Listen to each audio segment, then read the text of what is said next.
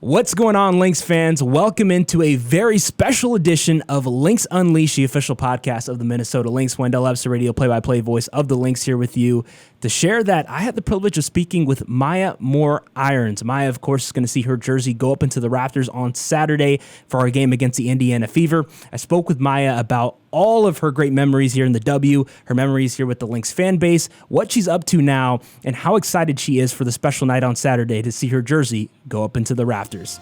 Enjoy today's episode.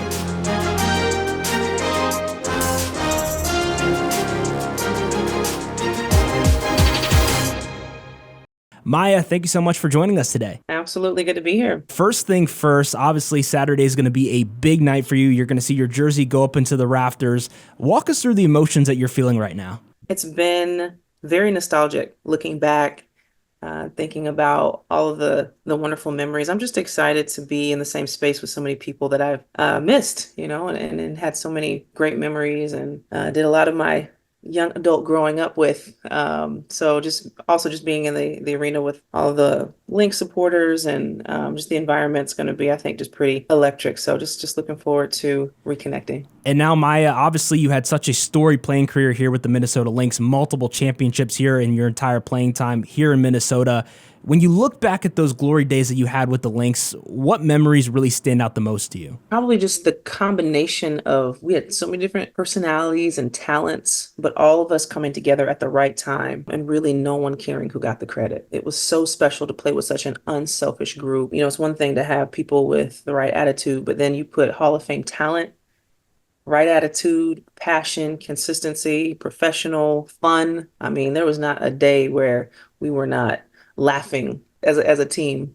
Bus rides and community events and just people that really cared about the people and beyond the court. So, when things came together on the court, it was just magical. I remember some of the connections I had with Lindsay or J-Mac, or just watching Sil do her thing and Rebecca just being Rebecca every single day. And when growing from her, watching Mama Taj and loving what, Monica Wright would bring in off the bench. And those years we had Renee and obviously Money Moan is entertaining in and of herself with her crossover, her floaters, her antics. So it's just a privilege, right? I just listed so many different players. That's just, I think, unusual for one player like me to have an experience like that with so many different legendary players. That's awesome. I love hearing that. And obviously, Maya, the Lynx fans, they are so passionate. That's something that I've been able to sense. This just being my first year here, it just seems like every night they're always bringing the energy at home games here at Target Center, but even on the road. When you look back at your time here with the Lynx, what are some of the fondest memories you have of the Lynx fan base? Yeah, I think the Lynx fans really appreciated the people that we were and are. There was all sorts of different types of people that followed us, supported us, showed up for us, made the environment that we played in, electric. I think they saw the special chemistry and the work ethic and the passion that we played with. And they tried to do the same and bring the same when we were at the Target Center. So, they showed up and really got behind us to help propel us through so many successful seasons. Maya, obviously, Cheryl Reeve played such an integral part in your role here with the Lynx. She was your head coach during your entire playing career. She's still the head coach now, one of the most storied head coaches in all of WNBA history, all of women's sports for that matter. When you look back at your time with Cheryl, what are some of the fondest memories you have with her as a coach, and what was it like playing under her during your time here with the Lynx? The way I talked about having all those great players that I got to play with, having Cheryl as our coach and leader was just so crucial, I think, to being able to sustain the excellence. It's one thing to do something once, but she's shown that she knows how to create and sustain winning culture. The transition from Gino to Cheryl was not very big because they're very similar in how they have high standards for excellence. They're very smart. They're good teachers. She enjoys player development, right? She's not just one sit back and say, y'all assistant coaches do. Like, she likes to get in there and really teach and build and show us why we're doing what we're doing. So you see a lot of players even around the league that were once on the Lynx and are now just thriving because I think of some of that early work they got earlier in their careers with the Lynx and the development that Cheryl and the assistant coaches pour into us. And so she likes to have fun. She understands if you work hard, you got to play hard and laugh. And she created an environment where we could have fun. And she also, I think more than anything, just realizes it's bigger than basketball.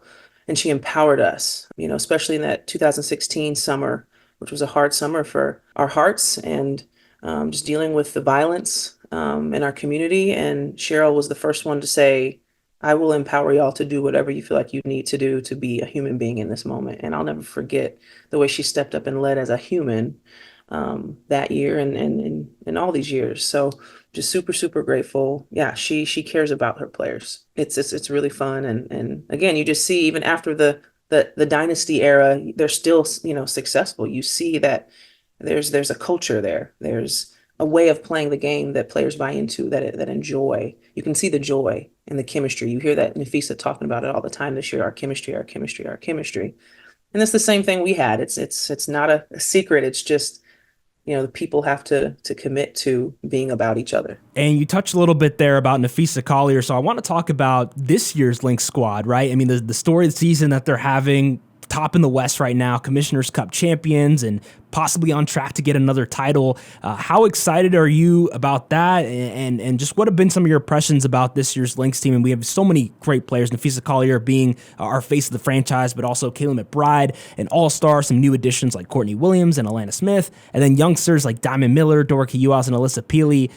Just when you've seen what the Lynx have been able to do this year, what has stood out most to you about this year's Lynx team? I think the two words would be chemistry and grit. Like I said, there's no replacing chemistry. If you get into hard situations, your experience and your chemistry, and obviously your talent, right? You have to have the talent. But your experience and your chemistry, if the talent is even, is really what's going to set you apart in that grit and that toughness. And when they play with that, they are really, really hard to beat. And they're also fun to play because when you have that chemistry, you have that talent, it's fun because you see the ball moving, you see people celebrating each other. You see people stepping in and stepping up for each other. And I like there is a depth, right? There's some youth, there's some experience. There's a good mix of players and the vets that are on the team, they know who they are. And so you can just see that settling presence of, like Courtney Williams or K-Mac or Nafisa, like they know who they are. And the young players can come in and see that modeled and also bring that youthful energy, that spark. So, and then holding that all together is that grit. And I think their ability to stay poised and maintain that chemistry will be a key to them being able to set themselves up to compete for a championship. Now, Maya, I want to go back to your childhood really quick because your inspiration as a basketball player, I'm sure had to start as a young age in the sense of when you really developed your passion for the sport. So just walk us through, was there a moment when you discovered that, hey, I really love basketball and this is a career that I actually want to pursue professionally one day? I think it came in waves. I remember as a little girl watching the, 96 Olympics and 2000 Olympics um, and then around age 8, just realizing like basketball is my favorite. Out of all the other sports that I was playing, like I didn't want to leave and stop shooting in my driveway to go to another practice. And my mom was like, all right, well, I'm not going to keep signing you up and paying for these other sports if you're not going to go if you want to play basketball. So basketball was my favorite from third grade. I think I love the combination of you're always engaged in something, right? You're either on offense, you're on defense, you're not really standing around. And then you're doing it with friends, right? You're doing it with teammates and you get to run, you get to jump. I think it just fit my personality really well. And then as I got older, doors started to open for me. I got different opportunities. My mom was intentional about moving us to be in a city like Atlanta where I would have more opportunities to develop my game and get connected with other great players and coaches and organizations. And, from the work and the investment of people around me and people from the past, I was able to get, a scholarship and get formed and molded by some of the best coaches in our industry. And then I got the good fortune of, being blessed to get drafted to Minnesota. So, each stage, the doors just open and I walked through them. And obviously, we're seeing the WNBA continue to grow more and more. This year, the league seems to be at its highest peak, right? With all the anticipation with the draft class and just the stars that we have here in this league. When you look at that, I mean, how great does it make you feel knowing that you were a trailblazer in this? I mean, you being one of the greatest players in WNBA history. Now your jersey's going to get retired, but just when you look at that, I mean, the inspiration that you're able to have on all of these women that are currently in the W, just how does that make you feel? It's special. It makes you remember, kindness is not in vain as far as the interactions that we have with fans or people or referees or other coaches or other players, like the way you carry yourself and the gratitude and the respect that you share and you bring makes an impact on people who are watching. That stuff is contagious, right? Like the negative can be contagious, but the positive can be contagious. So trying to be mindful of the impact that I have on others, it just makes me smile and be thankful that it mattered. Especially when you get to hear other people talk about it. Sometimes you don't know what impact you have on people. You'll never know. But then those rare occasions where you get to hear, like, you impacted me this way, and it makes you feel good. So I feel really grateful that I've been helpful and excited to know that that type of energy will hopefully get passed on again to the next generation of, working hard, but also being mindful of how you impact other people around you, and the work ethic and the respect and the appreciation, I'm hoping to, of the opportunity that you have to play with other great players in front of your community. That's fantastic, Maya. And obviously, the W is going to continue to grow more and more as years go on. We've already heard about the expansion coming. We got an expansion team coming next year in 2025, 2026. We're actually going to have a team in Toronto, so we're going to have our first international team here in the W. When you think about that, I mean, how excited are you for all of that, and where do you see the WNBA going within the next 5 to 10 years? As I think about that question, that idea, I wrestle, right? It's one of those realities. Whenever you're trying to grow something or big business, something that is moving and expanding, you have to always be careful that you don't move and expand in a way that harms people and makes the culture that you set doesn't make the players into more and more of a product. Because I think one of the good things about the W is we remember that we're human beings first. And so as they move forward, I want the culture of the growth not to uh, put more necessarily wear and tear and grind on the players, but to expand in a way that continues to expose people to beautiful basketball, but also in a way that protects their humanity, continues to give them a voice, to speak up for things that matter in the community, and to highlight the people that are doing this craft to inspire other people to be great parts of their community, for it to continue to have a community feel and not an elitist feel to where we're getting so big to now we're separating from our community, but we can stay connected. I think that's what's made the W special. Like fans and people who follow the game feel like they're connected to the players in a way that makes it special. And so if you can somehow find that um, connection and accessibility, but without overworking, the human beings that are the backbone of this league. That's where I would want to see the league as it moves forward. And obviously, your story is so incredible with what you've been able to do off the court after your playing career, becoming a social justice advocate. Obviously, your story with Jonathan Irons. Walk us through that and just what were some of the biggest lessons that you learned? How did that help you evolve as a person, being able to experience that and being able now to be a very prominent social justice advocate? Well, short answer, we wrote a book, my husband and I, Love and Justice. It's out anywhere books are sold, and that can really give you more detail of my journey, of our journey in criminal justice reform and in our lives in general. But all these years behind the scenes, I was experiencing this journey of watching up close the harm done when we don't protect the vulnerable, when we don't pursue justice, when we don't shine a light on darkness. People and systems continue to create bad, harmful things.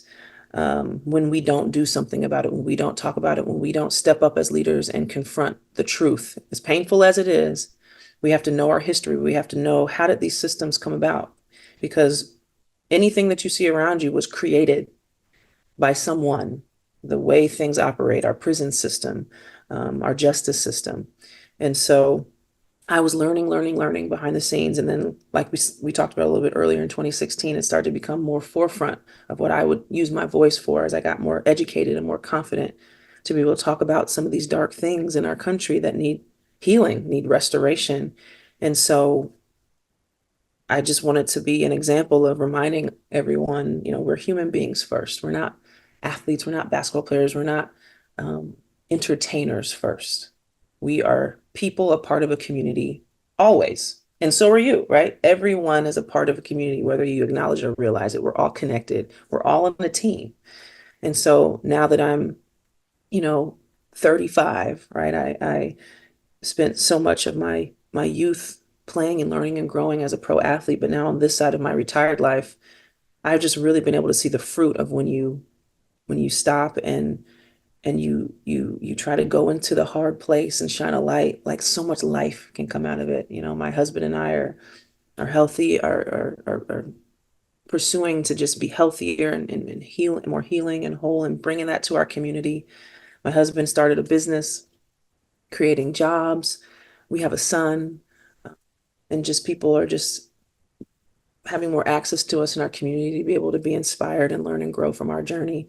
And so, you know, he was wrongfully convicted, my husband, at the age of 16 for, yeah, a crime he didn't do, and served 23 and a half years in a maximum security prison for something he didn't do. And through that journey, he taught himself law.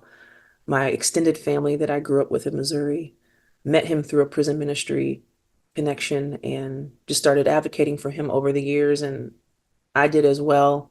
And for those of you who aren't familiar with our story, and then he was finally exonerated in 2020. And we've just, really pursued educating people and about empowering our leaders in our justice system, especially prosecutors, but also just this vision, excuse me, this vision of connecting with people who aren't just like you, understanding we're all on a team in our community. And when my neighbor isn't well, I'm not well. And when my teammate's not well, I'm not well. And the same things you see us doing as Lynx players on the court, how much more so in our community, how we step up for each other and celebrate each other and make sure we're all okay. So that is the beautiful aspect of what sports can do. It's not just entertainment on the weekends or during the week. It's actually something we can take into our lives to make our communities championship communities. So that's what I get to do now, raising our little guy and just trying to bring that championship culture to our communities and inspiring people to do that. That is amazing, Maya. I loved every word you just said there with that answer, and I'm so happy for you, Jonathan, your family. It is truly remarkable, the story that you guys have been able now to share, and the fact that you guys are going out there and advocating. It's awesome, and just kudos to you for all the success and all. Congratulations with that. Thank you so much. Last thing, Maya, we're going to go ahead and on our Lynx Unleashed episodes, we do rapid fire. We ask rapid fire questions to all of our guests to get to know them a little bit outside of what maybe people normally know. So are you up for it? You familiar with rapid fire? You good with it? Oh boy, looks like I don't have a choice because I'm already in the hot seat. All right, let's do it. If you could have any superpower, what would it be? Oh, see, part of me doesn't want to put this out there, but I'd love to be a bottomless cupcake. Like, if I could eat a cupcake and it has no negative impact on my body, that's like my honest answer. Okay. But that doesn't help anybody around me. So I don't know if that's Help you. what I pick. It would help me, but goodness gracious, any superpower. Probably be to fly. Yeah, that's a classic one, right? Yeah, awesome. What's one food you can't live without? One food. Ooh, you're making me pick one? Yeah, you just gotta pick one. You know what? My whole life, I never liked eggs. I wasn't an egg person. And we have chickens now. And I had a fresh egg like a year ago probably for the first time. I love eggs now. Hey. I don't think I could do without fresh eggs. Egg fanatic. Okay, love it, love it. What's your favorite sports movie of all time? I remember the Titans. Yeah, that's a great one. If you had to compete in a talent show, you had to get up on stage and do some sort of talent. What talent are you doing? Oh my goodness. Mm. Probably sing. Probably sing. Okay. I'm always singing. My Yeah. teammates know that's what I Oh, do. Always singing. Okay, so follow up to that. What's your favorite genre of music? I love all sorts of genres. My main thing with music is the message. Like, what's the spirit behind what story is being told through the music? So it could be some alternative, it could be more like gospel style, it could be R&B, or it could be classic. Like it needs to be life-giving. So I have a pretty eclectic ear, but um, most of the time you're gonna find me with something more like neo soul, okay. singer-songwriter. Like that's my vibe. Yeah, nice, nice. What's your favorite quote of all time? Man, these are heavy questions. Yeah. We got to get to know Maya more. Yeah. I'd say the most important thing is being present. Love it. Love it. And two more for you, Maya. If you could describe the Lynx fan base using just one word, what word are you choosing and why? Hmm. Electric. Love it. Electric, I mean, we talked about it earlier. There's just a feeling when, the chemistry that the players bring then spreads to the fans, and they just bring it back to us, and it's just this electric cycle of energy, and celebration and emotion. So there's nothing like it. I'm really excited to be back with that electric crowd coming up here. Yeah, no doubt they're going to be cheering for you loud and proud all throughout the night on Saturday. And last question for you, Maya. What's one fun fact that a lot of people don't know about you? Ooh, fun facts that people don't know. Yeah. Oh, a good amount. Yeah, they do. Talked about I juggle, I can sing, play the drums. Y'all know that stuff. Fun fact. Okay, fun fact. My baby boy JJ started his half day at preschool this month, and I was okay week one when he was kind of struggling to say bye to mommy, but week two, he was fine.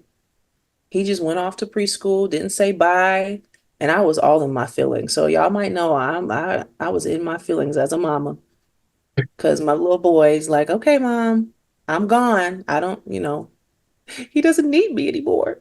So I was struggling with that. Hashtag mom life, because most Yeah. of y'all probably don't know much about my mom life, Yeah. but it's real. And you figure out all the things that these little kids put us through.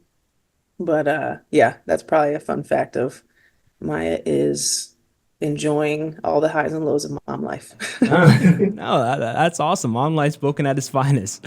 All right, Maya. Well, you did a great job there with the rapid fire. You did a great job with this whole interview and podcast. Yeah, you got through it, right? Sweating. Exactly.